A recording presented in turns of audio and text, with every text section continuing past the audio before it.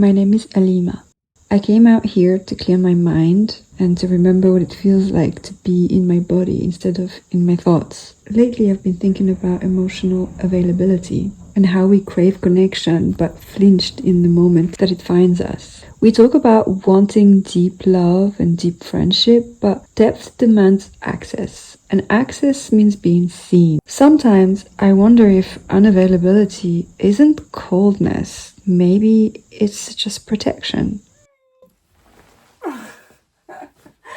Emotional availability is not about opening yourself up and talking about your feelings. It's more so about being seen for who you really are, not for your confidence, not for your bravery. Imagine being seen without your guards, without your walls. Imagine being accepted despite what you perceive as a weakness. Emotional availability is the strength to stand in front of someone raw and vulnerable. But here's the thing, if someone rejects that, that's on them. Because that means they just showed you their true colors. Next time you had a bad few days or something's stressing you, something's on your mind that isn't making you feel so great, and someone asks how you been, don't say, yeah, all good, everything's fine. No, share a little bit. Say, actually, this is happening and doesn't feel great and I don't really know what to do about it. Watch the connection that happens. Watch them be surprised that you shared something because you probably haven't done that in a while. Often, I think we confuse emotional availability with emotional independence, and that happens when protecting your peace means keeping a distance. Maybe because you don't want to be a bother, and that's okay to feel like you might be a bother, but I think the way around that is to just ask the other person, like, hey, there's this going on, I kind of want to talk about it, can I do that with you? Or hey, something's bothering me, I don't know what to do about it, do you think I can talk to you about it? Is that okay? Like you can ask them before you dump on them your trauma and your darkest thoughts, whether they're able to meet you there right now, you know. Because I know that as we start to learn to do that, you might not know the right cues, the right moment, because you're in your head, you're like, okay, I'm gonna do it now, okay, I'm gonna share something, and then, I don't know, you might be standing in line for bread, I don't know. So ask, like, hey, there's something I want to talk about, can we go for a walk, can we go for a coffee, I really want to talk about this, and watch what happens. Anyone who's not able to meet you there, anyone who's not able to handle that from you, it's on them. It does not mean that you're a bother and that you shouldn't share anymore, right? It just means that this is not the right person to talk to. That's okay. You know, everyone has their own thing going on. When I realized that emotional distance was costing me intimacy, I had to decide whether keeping control over what others get to see about me was worth losing connection, was worth the loneliness that I was feeling. When I got real with myself, like when I basically cut off everyone, thinking I don't trust people, I don't think anyone cares that much anyway, blah blah blah blah blah, I think is when I really had to ask myself, like, is this how I want to live my life? I very quickly realized I had been lying to myself. What I construed as strength was actually quite the opposite. What I deeply, deeply wanted and had always wanted was connection and intimacy and friendship. And so I made the decision that I'm going to learn how to feel safe in being vulnerable, in being seen with others.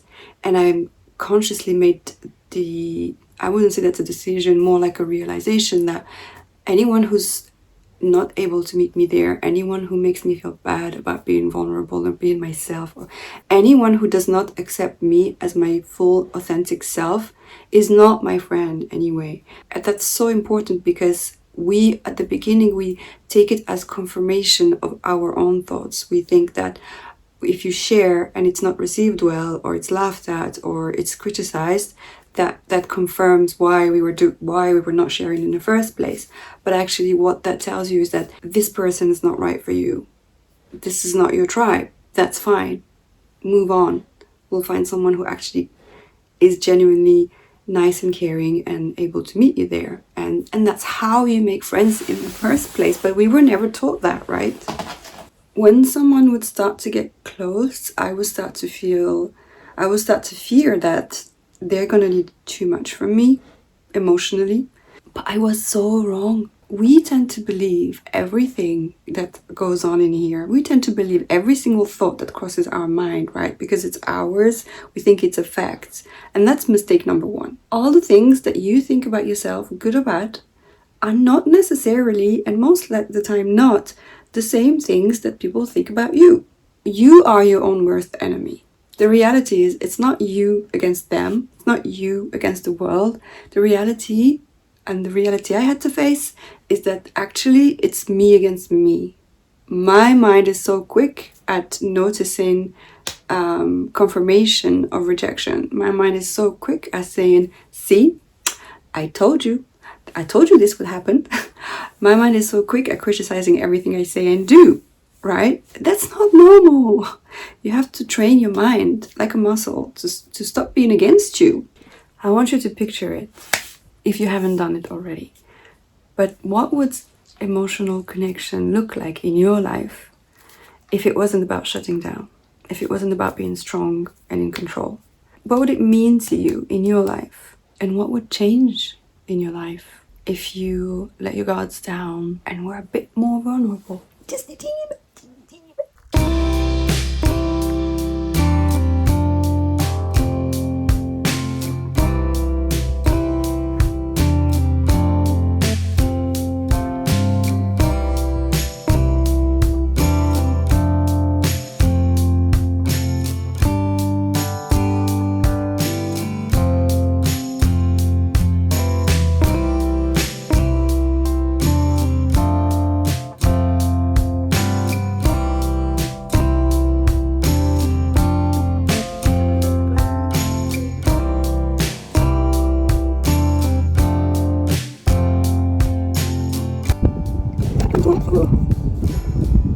Don't move. I'm gonna show you something. Okay, you're good. Good. Ta-da.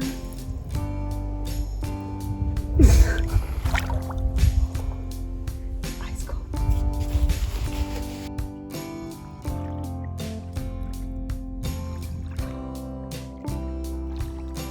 I'm watching an eagle pass by.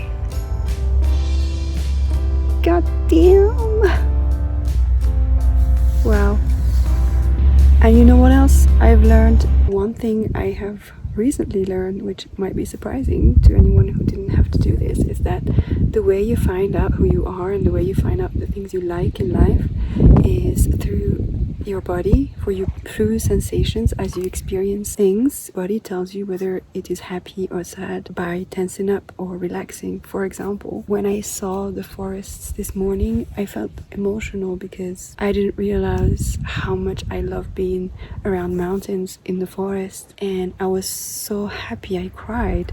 If you had asked me all the way until today, I would have said, no, I'm a beach person, not a mountain person. It's because I always thought that the things you like and don't like are things that are ideas and thoughts are made up in your head first. So you decide, okay, I'm the person who likes the beach, and then kind of go along with that rather than experience, pay attention to how you feel in the moment. As I speak it out loud right now, I realize how insane it sounds and how ridiculous it sounds and how obvious it sounds. But when you're disconnected from your body, when you don't listen to your body, when you shut down your emotions, it takes practice to get back to that. And as you do, you start to notice things. And one of the things is that actually my body tells me when it's happy, when it's not, when it likes something and when it doesn't. And sometimes it can be very different from what my mind is telling me. I always thought I was a beach person. I had this idea that I don't like being in the countryside. And this morning I cried. I was so in awe of the mountains. And a few years ago, that would not have happened because I would not have allowed that emotion to come through. I would have somehow dismissed it or distracted myself or something not to feel it. Consciously paying attention to how my body reacts in certain situations is something that it's teaching me so much about myself. And it's funny because you say you find out the things you like, and it's true, you find out, you don't decide the things you like. Your body tells you, in a way. How does your body know? I don't know.